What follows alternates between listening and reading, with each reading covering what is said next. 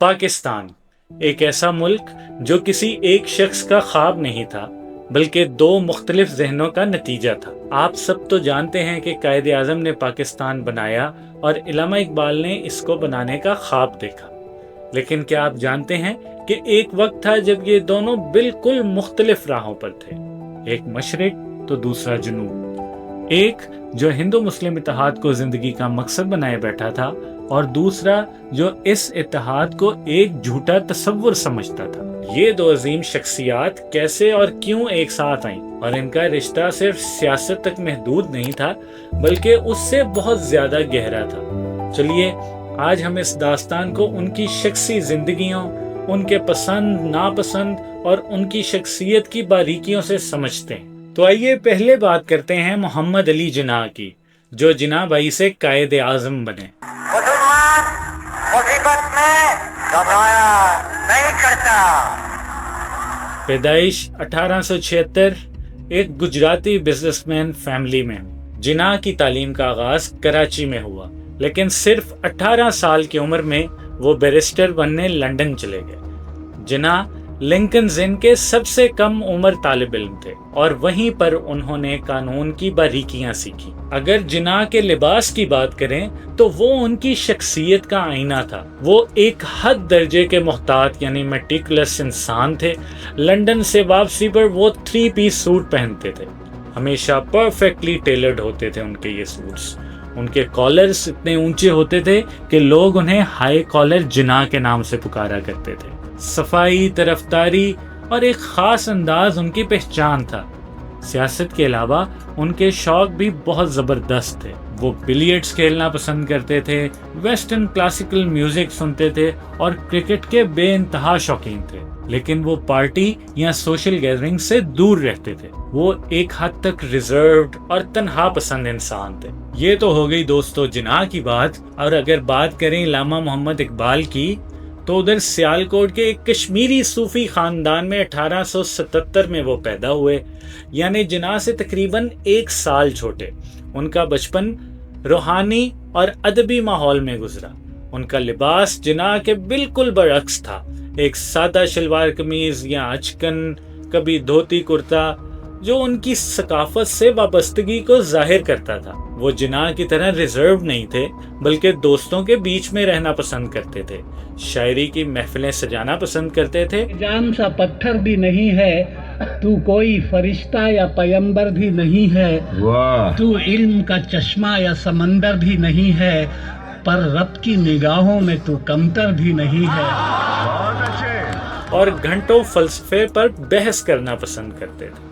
इकबाल को चेस खेलने का भी बहुत शौक था और वो चाय के बहुत शौकीन थे। अब इसका ये मतलब नहीं कि आप भी अपने आप को चाय पी के इकबाल समझना शुरू कर दें। और ये भी एक हकीकत है कि अगर इन दोनों अजीम शख्सियात की पहली मुलाकात की बात करें तो कोई डॉक्यूमेंटेड प्रूफ नहीं है कि वो पहली बार कहाँ और कब मिले। उनकी मुलाकातें मुख्तलिफ सियासी इजलासात और लंदन में हुए गोलमेज कॉन्फ्रेंसेस में हुई। उनका रिश्ता किसी मुलाकात से नहीं बल्कि एक ज़हनी राब्ते से गहरा हुआ, और इसकी सबसे बड़ी मिसाल उनके इख्तलाफात थे। क्या आप तसव्वुर कर सकते हैं कि जिन्ना जो पाकिस्तान के बुनियादी रहनुमा थे, वो एक वक्त में हिंदू मुस्लिम इत्तेहाद के सबसे बड़े अलंबरदार थे। 1927 में जिन्ना ने दिल्ली मुस्लिम प्रपोजल्स पेश किए, जहां वो सेपरेट इलेक्टोरेट्स को छोड़ने तक को तैयार थे, लेकिन इकबाल ने इसकी शदीद मुखालफत की। उनका कहना था कि सेपरेट इलेक्टोरेट्स ही मुस्लिम की शनाख्त की जमानत है।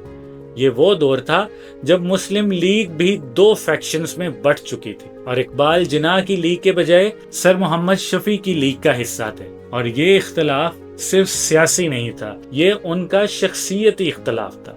जिन्ना एक सेक्युलर कानूनी जहन रखते थे जो पॉलिटिकल कॉम्प्रोमाइज को हल समझते थे। इकबाल शायर, फलसफी जो रूहानी और तहजीबी अलग पहचान को सबसे अहम समझते थे। लेकिन जब तमाम रास्ते बंद हो गए तो जिन्ना भी इकबाल के नजरिए की तरफ मायल होने लगे। इकबाल जो 1930 में इलाहाबाद एड्रेस में एक अलग मुस्लिम स्टेट का तस्वुर पेश कर चुके थे, वो समझ चुके थे कि अब कोई हल नहीं बचा। और फिर आता है वो दौर 1936 سے 1937 تک، جب اقبال نے جناح کو، جو تب لندن میں سیلف امپوز ایگزائل میں تھے، خطوط لکھنا شروع کیے۔ یہ خطوط صرف لیٹرز نہیں تھے، یہ ایک روحانی رہنمائی تھی۔ یہ اقبال کے ذہن سے نکلی ہوئی اس پاکستان کی تصویر تھی جسے جناح نے حقیقت میں بدلنا تھا۔ اقبال نے جناح کو واپس آنے کی ترغیب دی، انہیں احساس دلایا کہ وہی وہ واحد شخص ہیں جو اس قوم کو بچا سکتے ہیں، اور جناح نے اقبال کی بات مانی۔ جب جناح نے 1943 میں یہ خطوط شائع کیے تو انہوں نے صاف صاف لکھا کہ اقبال کے خیالات میرے اپنے خیالات سے بہت مطابقت رکھتے ہیں، اور انہی کی وجہ سے وہ پاکستان کے مقصد پر پہنچے۔ یعنی اقبال ایک قسم کے مینٹور بھی تھے قائد اعظم محمد علی جناح کے لیے۔ اور پھر آتی ہے ایک عجیب و غریب تبدیلی۔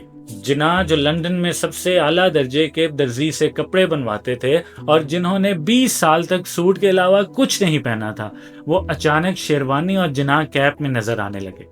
یہ صرف ایک لباس کی تبدیلی نہیں تھی، بلکہ یہ اس بات کا اعلان تھا کہ ایک سیکولر بیرسٹر سے وہ اب ایک مسلم لیڈر بن چکے ہیں۔ یہ اقبال کے خوابوں کا اثر تھا جو اب جناح کے لباس اور ان کی شخصیت سے بھی جھلک رہا تھا۔ اور وہاں اقبال نے بھی کیا خوب نبھائی، وہ موت سے پہلے ہی جناح کو اپنی وراثت سونپ چکے تھے۔ قائد اعظم نے اقبال کو اپنا دوست، رہنما اور فلسفی کہا۔ ان کا یہ رشتہ صرف دوستی کا نہیں تھا، یہ ایک ذہنی اور روحانی رابطہ تھا، جہاں ایک عظیم شاعر نے اپنے ذہن کا نور ایک عظیم رہنما کے سیاسی سفر میں ڈال دیا، اور ان کا اتفاق آخر میں پاکستان کی بنیاد بنا۔ ضروری نہیں کہ دو عظیم لوگ ہمیشہ ہر بات پر متفق ہوں، ان میں اختلاف رائے بھی ہو سکتا ہے، لیکن جب وہ اپنے تمام ڈفرینسز کو ایک عظیم مقصد کے لیے ایک طرف رکھ دیتے ہیں تو وہ تاریخ کو بدل دیتے ہیں۔ اقبال اور جناح کا یہ رشتہ پاکستانی تاریخ کا ایک سنہرا باب ہے جو ہمیں سکھاتا ہے کہ جب دو عظیم ذہن ایک مقصد کے لیے مل جائیں تو ناممکن بھی ممکن ہو جاتا ہے۔